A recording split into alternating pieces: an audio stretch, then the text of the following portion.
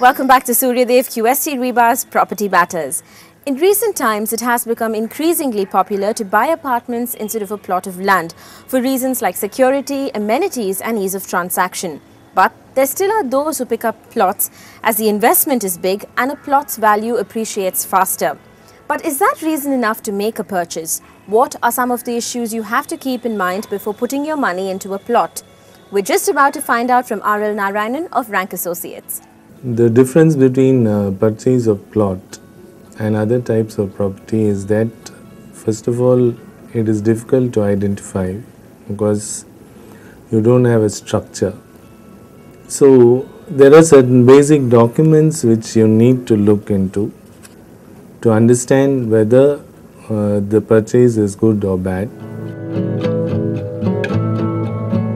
While purchasing a plot of land, it is best to give top priority to documents and approvals. Also scrutinize the title document carefully and take legal advice if necessary. It doesn't end with the purchase though.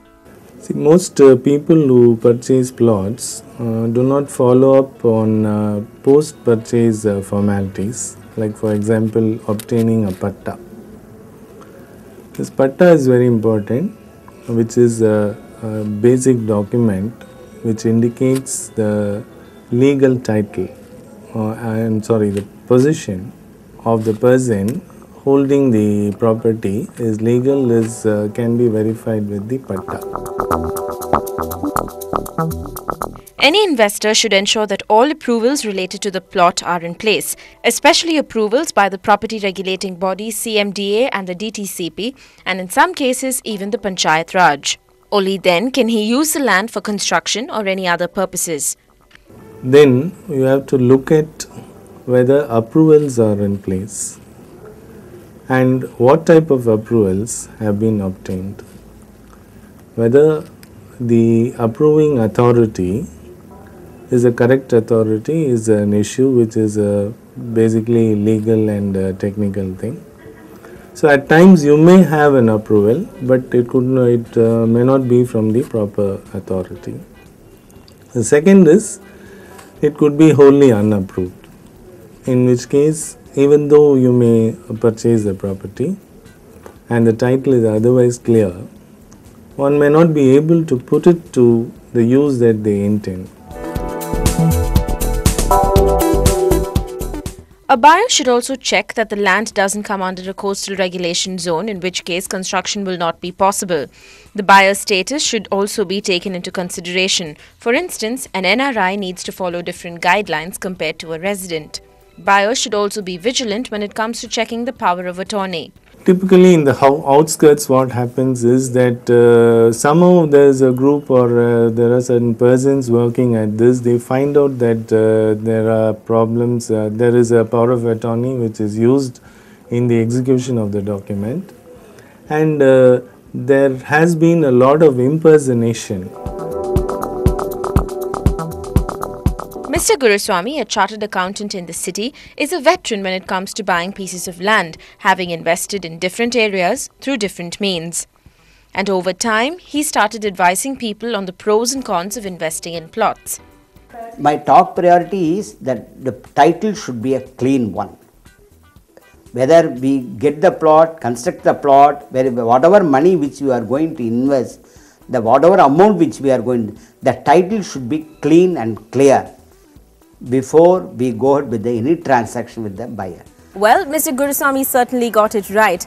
With every pick of land, he has gotten wiser, especially about the legalities involved in plot purchases. And he mentioned to us problems that people face due to fraudulent transactions and impersonations.